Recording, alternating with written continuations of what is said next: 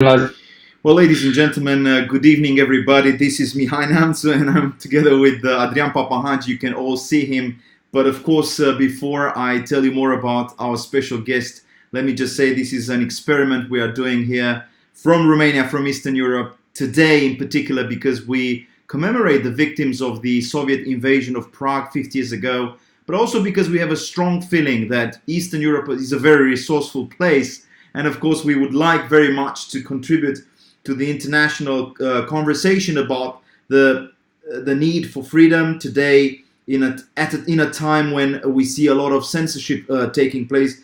Ladies and gentlemen, while I'm doing this thing over the internet, I'm kindly asking you to do the share and the comments that you would like to put forward, and of course to address your questions to my very special guest, who tonight is Adrian Papahagi, Associate Professor, expert in medieval literature and of course in Shakespeare. Welcome, Professor Papahagi. Welcome, Adrian.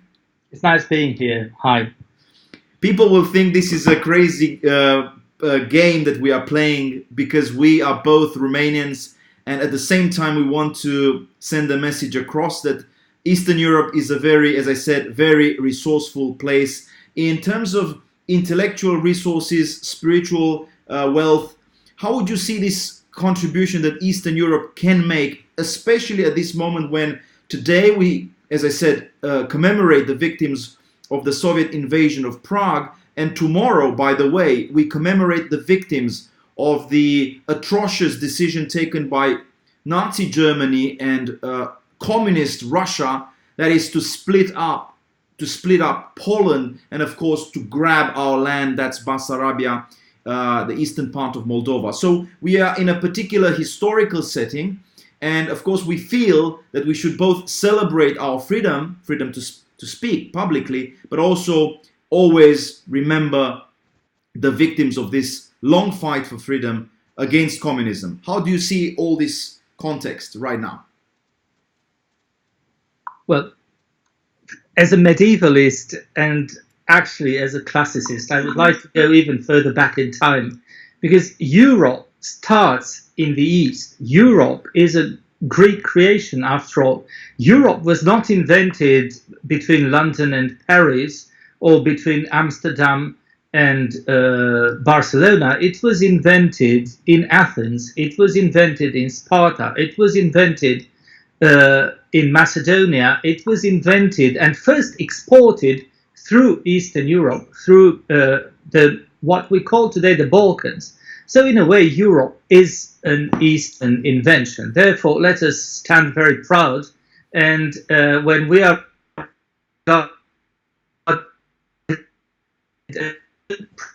we're actually the old Europe, and ever more so, we are the old Europe that invented the European idea. And I'm afraid that our conservatism after the fall of communism will also help us be the ones who preserve the European idea, perhaps even better than the West can do it at the present time. You see, in the West, people are writing books about the end of civilization. You have Roger Scruton's book about England an Elegy. People are becoming elegiac all of a sudden about their own identity, civilization, future, whereas we seem to be more confident, more certain and less ashamed of our identity, of our civilization, more assertive in certain ways. And I think that Eastern Europe can indeed contribute a great deal to preserving Western civilization. Now, you mentioned the experience of communism. This is something else that we have and that Westerners do not have. We have been there. We have actually lived under communism. And the soul of man under communism did not feel very well. It was deeply soured, affected, empoisoned. So we have been there. While the West still thinks that Marxism, utopianism, communism even, can hold a promise of a better life for people, we've been there and we can tell them that this is not the case. So in a way, this is our heritage. This is what we can bring to Western Europe. A bit more conservatism. This Eastern European humanism that has its roots in Plato and Aristotle, in Alexander the Great, but also in Byzantium and in Eastern Orthodoxy, which is very little known in the West, with all its rich spirituality, and also the very fresh memory of communism. I think this is a major contribution of Eastern cultures to the Western symphony of today. Absolutely, that's my feeling too, and I believe especially this sense of continuity that we cherish in the East when it comes to the Eastern Christian tradition, which was born in Jerusalem. By the way, our time frame is identical in Transylvania, Bucharest is identical with the time frame of people in Jerusalem. That's something we share with them. But of course, we share far more. We share this sense that life is to be lived also in a contemplative manner, not just in this very frantic, active sort of approach that sometimes the West seems to be very keen to promote. So I have a strong feeling that you are right, that our spiritual heritage is something to be discovered by the West. And of course, we want to contribute to this conversation, not just with our spiritual background, but also with our intellectual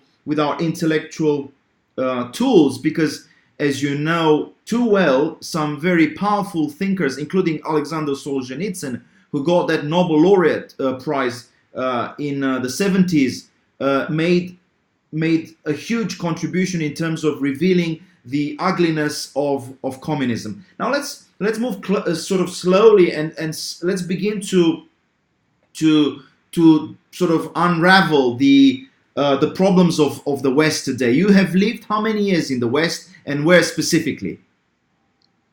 In plenty of places, but especially in Paris. I spent 8 years in Paris. 8 years in Paris? Yeah, doing my MA, my BA, my MA, my PhD, teaching at the Sorbonne, at the Catholic Institute in Paris. I also spent, I think, about a year and a half in England in various places, basically London and Oxford, doing different postdoctoral fellowships.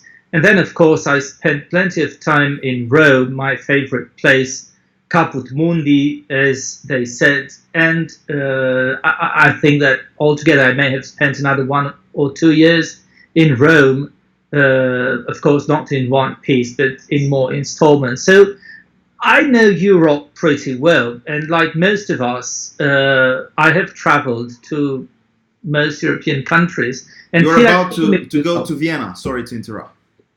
Yes, certainly. But Vienna is only a stone's throw away, so it's really literally a half day's ride. Ladies and gentlemen, we are talking to Professor Adrian Papahagi. This is a conversation, a transatlantic sort of conversation about the future of the West, including the Eastern contribution to the revival of our heritage. And we are very keen to answer your questions as well. So please feel free to put down your questions, and of course to give our that sort of share, as they call it, press the share button, and then we'll come back to you. So as probably you've noticed, our guest tonight is a very distinguished university professor, and he could have very easily answered your questions in German, in Italian, probably 7 or 8 local vernacular sort of idioms, and then of course in Spanish, and then of course in Latin. Well, we've chosen to use English because this is the new lingua franca, yes, especially for our beloved American friends. Yes, despite the fact that I would have preferred Latin, for some strange reason you chose English, which is still amazing to me, but we'll see how we can cope with. I can hardly sort of manage asking those questions in the other foreign languages I mentioned, but let's go back to the more critical point here. Not just philosophers, it's not just philosophers or cultural critics that talk about the decline of the West. You know, we know that the story goes back to Spengler. The decline of the West is a common theme among many conservative politicians, and I'd say a very important figure among these politicians is, of course, Mr. Trump. Mr. Trump gave a speech in Warsaw a few months ago, and if you are happy, Professor Papahagi, Adrian, perhaps we could just listen to his speech for 2 or 3 minutes, and then we come back to it and then discuss the gist of it. Are you okay with that? Certainly, it was a Okay, very so good speech. let's look at the speech which was given by the American president today, by President Donald Trump in 1 year Warsaw ago, a in year July ago. 2000.